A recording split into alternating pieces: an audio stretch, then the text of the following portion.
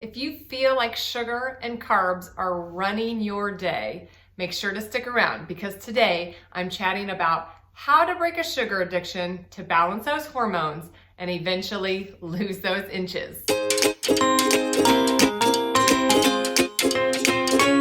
What's up, moms? If you're new here, I'm Natalie, owner of Fired Up Fitness, and on this channel, I simplify healthy living for moms over 35 with nutrition, hormones, and fitness tips. If this sounds like you, be sure to subscribe now and hit the bell for notifications. If you feel like you're always hungry, you even get hangry, you know what I'm talking about, if you haven't eaten for a while, your energy goes down in the dumps, get that nice energy slump in the afternoon, or you just feel like you are constantly craving carbs, and maybe just at certain times of the month.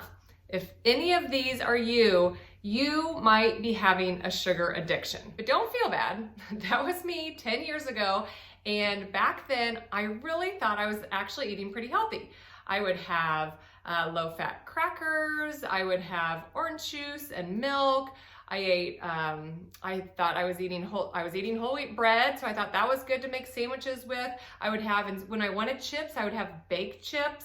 I really paid attention to making sure that my food, even out of a box, was low fat. And I admit I would indulge fairly often in my little desserts at night, but I really thought, hey, I'm not doing too bad.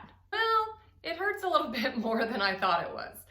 So you might be one of those people that are saying, I don't even like really sweets. You know, I like carbs, but I don't like sweets, so I'm not addicted to sugar. Well, we're gonna talk about some things that you're gonna learn otherwise. So today we're gonna talk about three things. We're gonna talk about why it's important to break the sugar habit. We're gonna talk about where you can find those sugars. And lastly, we're gonna talk about my three-step process on how to break the sugar addiction. So if you're ready, let's dive in. According to the most recent dietary guidelines for Americans, the average American consumes 270 calories worth of sugar a day. That is 17 teaspoons, you guys. Let's compare that to the fact that the guidelines also recommend our max intake should be 6 teaspoons a day, or 25 grams of added sugar. Big difference. So exactly why is it a big deal that we try to overcome this big sugar addiction? Well, stick with me because we're gonna run through it real quick. Sugar-based or processed ingredients absorb differently in our body. Instead of being a nice, slow process where it gives our body energy over time, instead it breaks down really fast and just gives us instant energy. Sugar causes our blood sugar or our glucose to increase, and that causes our pancreas to secrete insulin. Now, our blood sugar increases actually every time we eat, but it's these types of foods that make these levels go higher than we want. When our insulin levels increase, it actually also increases our fat cells and inflammation in the body. And insulin works with another hormone called leptin. This is a hormone that regulates our body weight by telling our brain that we're full and we don't need any more food. If our insulin is persistently higher, it causes our leptin to be persistently higher. And this, as you might guess, is going to lead us to always feeling hungry and not really getting that full feeling, which goes to overeating and gaining weight. It's like a vicious cycle. So in order to prevent this or reverse it from happening, or if it's already started happening, you want to focus on keeping that insulin level low. So I'm going to repeat this again. We really, when you know that you need to lose some weight or some body fat, don't focus on losing weight. We want to repair our body from the inside out and focus on these cells being healthier, which to do that, it's going to be focused on lowering your insulin. So now that you know how sugar impacts our health, let's talk about where we find it. Where's sugar hiding that we are not realizing we're having it? Sugar is in a lot of different forms other than the word sugar in our food. It can actually be hiding in about 100 different types of ingredients that you may not even know about. The easiest way to educate yourself is learning how to really get good at reading labels. And when I look at a label, I don't even really look at the calories pretty much ever. I really don't. The first thing I look at is those ingredients. We want to look for those added sugars and processed ingredients. And just know that when you're looking at a paragraph or a list of the ingredients on a label, that the first several ingredients, those are the ingredients that this food has the most of in it. So if you see any of these sugars, that means that this food has more sugar in it.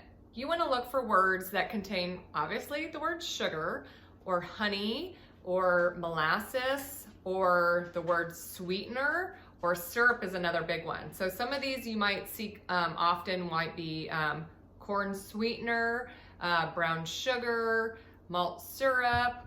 So those are some examples that you're gonna find often. Another easy cue is to look for words that end in ose, O-S-E. So these could be fructose, glucose, dextrose, maltose, or sucrose. Those are some common ones that you might see. Those all mean sugar. And because so many processed ingredients turn into extra sugar that builds up in our body, which turns to fat, we really want to also, while we're at it, looking at that label, and avoid words like enriched, and also avoid those processed vegetable oils like corn oil, canola oil, soybean oil is a big one, and safflower oil, just to name a few. Beyond the ingredients, my last two tips regarding the label is to follow two rules of thumb. My first is I don't consume or purchase very often in foods that have 10 grams or more of sugar. I try to just make that my rule, even for my kids. They know it. If it's got 10 grams of sugar, it doesn't go in the cart. My next rule of thumb is I try to avoid carbs that have little to no fiber. Although most fiber are sources of carbohydrates, they don't raise your blood sugar like the other types of refined sugars do. Women need 25 grams of fiber a day, and I bet if you start tracking it, you're gonna be surprised about how low yours probably is.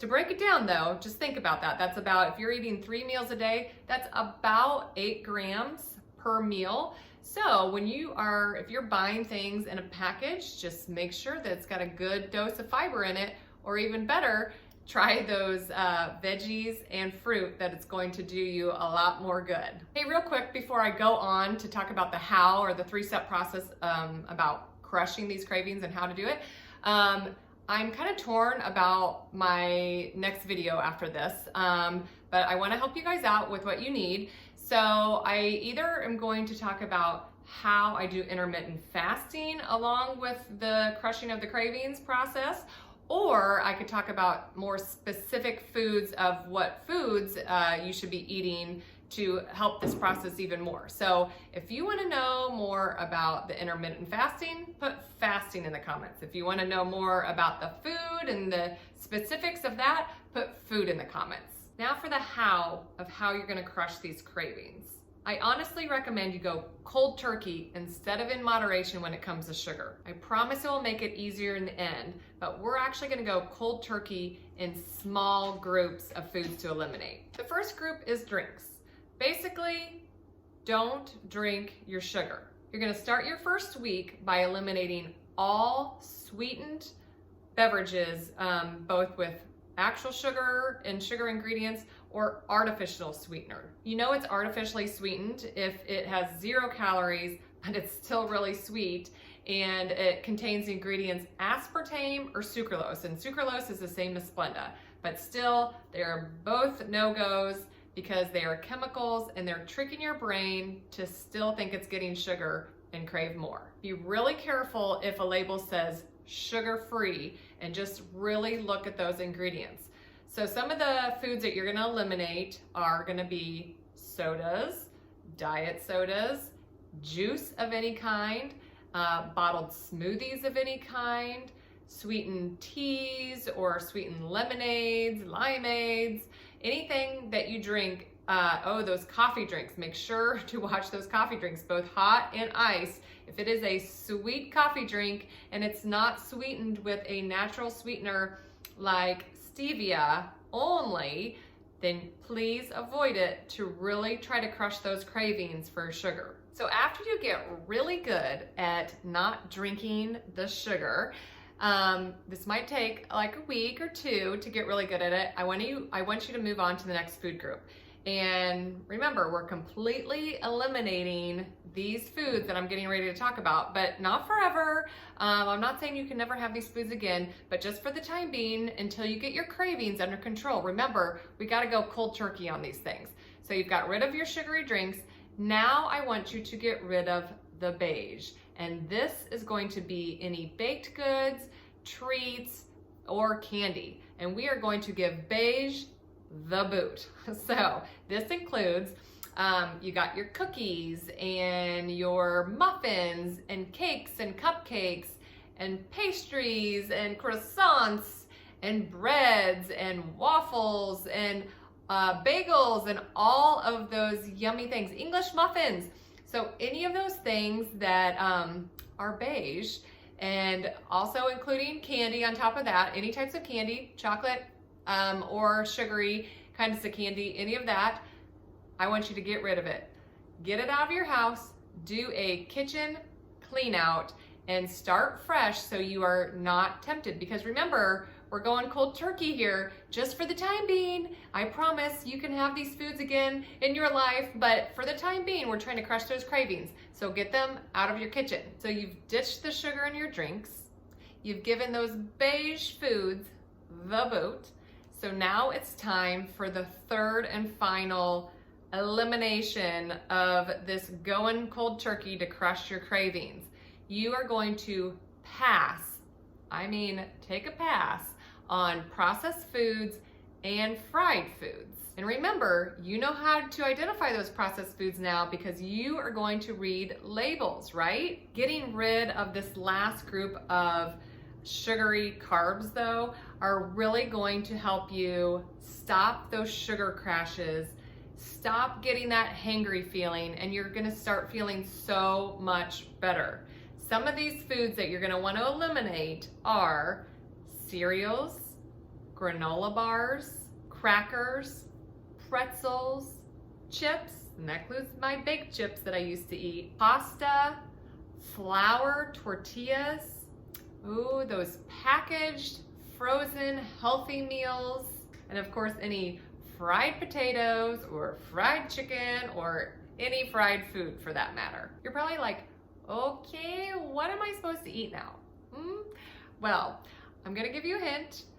Protein plus fibrous veggies plus healthy fat. Those are the three things that will build a fat burning meal. And we're gonna talk more about that in a future video. But for the meantime, if you are needing some healthy swaps, so some different foods now to replace these foods that you're eliminating, make sure to check out the video that's on the screen now. The little the little info is going to lead you to that because that's some healthy swaps that are low carb and low sugar. And if this video is helpful, smash that like button and subscribe so you don't miss out with my decision on if I'm gonna go my next video on intermittent fasting or if I'm gonna dive deeper into those foods that are going to help you keep those cravings away. So don't miss out on that. And if you want extra accountability and support to put these actions into practice, make sure to check out my online coaching options on my website, and I'll put that link in the description below. Guess it's time to go. Hope you're feeling fired up. Bye.